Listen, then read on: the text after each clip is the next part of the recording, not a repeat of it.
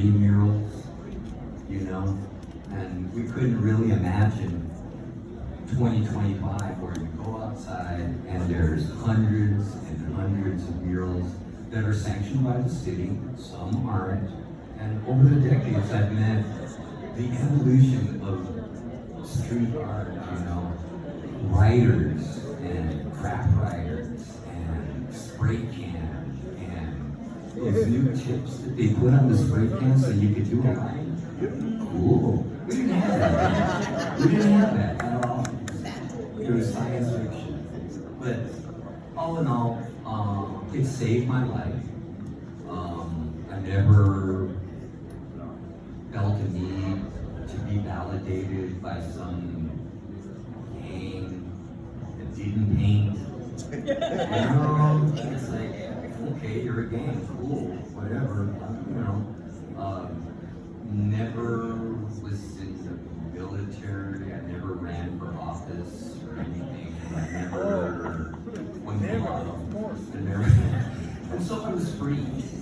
I was very free. And I think that kind of helped me to be here now. I have my help. I ride my bike every day, 25 miles a day. I'm happy. I'm happy. I'm happy that you're happy. I'm happy that you can see we created so many years ago. And that's pretty much it. Art saves lives. Yeah. You can do it well. Okay. Now we got this guy. Are you ready? Are you ready? All right. Okay. Is this thing on? Oh, yeah. Let's try this one. This one's better. Why I'm here on a surprise beat because I thought I was just on the guest list to come in and enjoy the 50-year anniversary, 51-year anniversary. I didn't work on the mural. I'm a muralist, and I was born and raised here in the Mission District. I'm a first-generation Chicano. My parents are from Mexico. They're immigrant parents. A strict father who was a mariachi, and by night, by day, he was a paint mixer at the Gleason Paint Factory. My mom was a homemaker. It was really strict. I went to St. Charles on 18th and Shotwell and Horseman when I was a teenager in the early 70s. I became a teenager, was coming of age after 8 years of Catholic school. And we competed a lot against St. Peter's, Bob's CYO league and all that. But anyways, my father got deported. He was undocumented. He got deported at the time when I was about 13 years old. Growing up in the Mission, I always gravitated towards the homies in the neighborhood and all the negative element at Folsom Park, where I grew up nearby. And when my father got deported, I felt this freedom because he was so strict. And I wound up getting into a lot of trouble. I wound up in juvenile. As a result of that, I got put on probation when I was about 14, 15, and that was at the time this mural was being painted. I didn't know Mike, I didn't know Chuy, I didn't know Luis at that time because I was too busy running the streets. I was always a class artist. I never studied art, but my dad noticed my skill. But when he left, I ran amok on the streets and got into trouble. And as a result, I won't say what I got in trouble for because those are all allegations. So anyways, I got put on probation, and part of my probation was community service. And community service, I wound up working with muralists to I guess, pay for what I did. And that was in the early 70s. There was a lot of mural projects going on in the 70s in the Mission.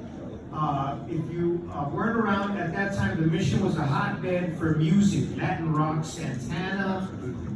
Music was in the air. Dolores Park was full of drummers where my parents didn't want me to go hang out. Malo, El Chicano, Aztec, all these Latin rock bands were fusing with all the old soul. We were influenced by the culture, because the counterculture movement was happening at the time, in Vietnam War. There was a lot of activism in the mission at that time. And what wound up happening, luckily for me, I had a lot of big brothers. The Real Alternatives program was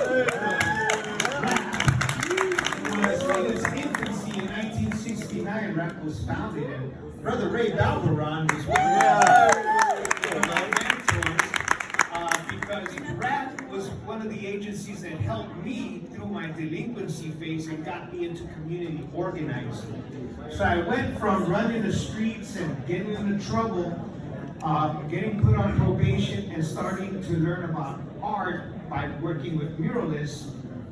I wound up getting advocacy by rap and wound up learning to become a community organizer. And through my teens, I wound up getting caught up into the arts and music. I started playing congas and became a musician. So the mission is I'm living proof that in the mission, art and music was influential in saving a lot of lives, because I don't know where I'd be right now had I not wound up working with muralists at the time, with mujeres muralistas, with one of my mentors. Eventually, I wound up working at the Real Alternatives program as a counselor there, doing outreach with high-risk youth in the mission. So I went from delinquent to working with delinquents. And at RAP, we wound up working with muralists like Ray Patman and Michael Rios to do outreach with what were called gangs, but every park in the Mission District had a clique, a neighborhood group of guys that hung out. Folsom Park, I was a Folsom Park homie. There was Presidio Park, Mission Park, Dolores Park. Every park in every neighborhood in the Mission had their own little, what they called gangs, but they weren't. They were just homies in the neighborhood, up to no good, doing what we had to make money and hustle, whatever. But I started reaching out to those kids who needed help with rap, and we developed the first gang outreach program called Calles Youth Project. But I got to meet Mike Rios and Ray Patlan, Chuy Campusano, and we were always in the community at Mission Grafica, making the silkscreen posters on 16th and between Valencia and Guerrero. The Mission Cultural Center was in its infancy, and it was an empty furniture store called Shafts. And at that time, I would go in there and tag that bad boy, put Medio Park locos, and I got chased out by the founders, Carlos Cordova, Alejandro Murguia, Carlos Barron. They caught me and they found out I was on probation. And they go, hey man, you better take some classes here, otherwise we're gonna tell your PO. And again, art saved my life again, because as a result of just doing stupid things, I wound up getting channeled by my big brothers in the community to kind of like a safety net, to kind of push me that way. And I never looked back. I eventually wound up going to San Francisco State on the EOP program, and wound up becoming a probation officer at Juvenile, where I used to get locked up. I was a PO for 25 years and retired about 10 years ago. But throughout my career as a probation officer, I did mural projects with youth and some of my mentors. I wound up working with Mike Rios on the Bart mural, restoring the Bart mural. I worked with Carlos Loarca, restoring the Mission Cultural Center mural that I used to tag up. 40 years later, I'm working on the restoration of it. And here we are now, talking about being living proof that art does save lives, to prove what Jaime just said. It does save lives, and music does too. So I guess my point is, I'm glad I was influenced by these guys, because without their influence, I probably wouldn't be here. I don't know where I'd be, but I'm glad I got to meet good artists, other cool people in the community, musicians, and this Mission District is a beautiful place. I've grown up and to still be here and to still be able to celebrate this mural. I'm glad you invited me. A lot of memories, but we are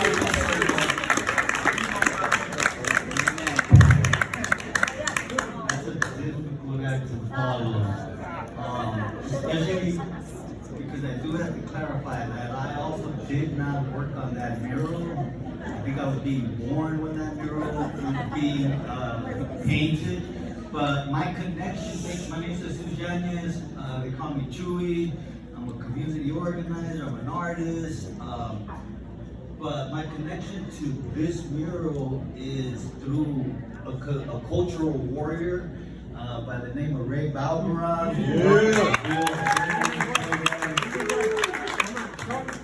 And he's the reason that I am connected to this because I worked at the Real Alternatives program as the last Calles director.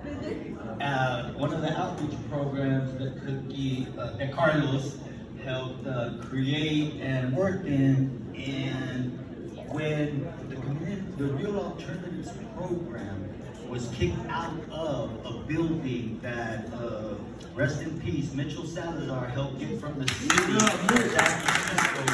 for 1 cent at the time to be able to house a program in a high school for those cholitos, those cabrones, those necios that, you know, hang out in the corners, and gave them opportunities to what we now call have restorative justice, right? Take that energy, help these young people not just tag the walls, but create beautiful art. And as they were kicking us out of that space, people made sure that Carlos's murals were safely guarded. And I remember carrying those things out of there because we had only so much time to get out of there, and we did not know what the school district was going to do with all that art. They probably would have destroyed it, sent it to a basement, who knows. So we made sure his art was protected. And when they gave us like the last call, like you have to be out of here by 5 o'clock today, right? I asked Ray, whose painting is that? Because it's a lovely painting. And he's like, that's one of my old homies. And I'm like, well, who's gonna take it? He's like, it's yours if you can get it out of here, right? So, appreciating art, being an artist, I'm like, well, let's do it. It's a really large painting. He's a muralist, but this is one of the few pieces that I just found out has been preserved and carried and lives on. Like a lot of his art was apparently destroyed outside of his contribution to this mural. And so, after being a San Franciscan who had to move, when he got that piece in 2004, I moved 9 times and carried that mural, that 4x4 piece of art, into 9, no, it's 4x4, 4 feet by 4 feet. Carrying a piece of art that I didn't know was connected to this beautiful piece of art that I've actually come to appreciate many times without even knowing that that connection was there. So on the 50th anniversary, I read a Mission Local article, and even though I had asked all the mission organizers, Socorro, you know, who is this artist? Nobody could tell me. And Ray's memory from those days, you know, we know that he knew the partner, but he just could not tell me who he was. And I connected the dots through the Mission Local article. I came and looked at the signature, and I'm like, this is Luis Cortazar's piece. And so and I appreciate you, Ana, for once again putting together something that helps us celebrate la cultura de la misión, right? The reason I became an organizer is because of people like Ray, people like Kookie. Sorry, I keep calling you Kookie. Is that all right? It's like Carlos, to create community, to create connections, to make sure that we, our children, and the next generation is connected to those artistas. And it is wonderful to hear, not just that there are living artists that are connected to this piece, but there are people who still value Siqueiros, Orozco, Diego, Frida, Carlos, todos los que estamos aquí that need to be connected to art and to the power that it has. And the mission's coming back. It's making a comeback, right? After COVID, things got ugly, but the fact that this is happening, the fact that we're celebrating comunidad, the fact that we're celebrating small businesses, I'm about to open the studio, so come talk to me if you want to see some more art. Thank you.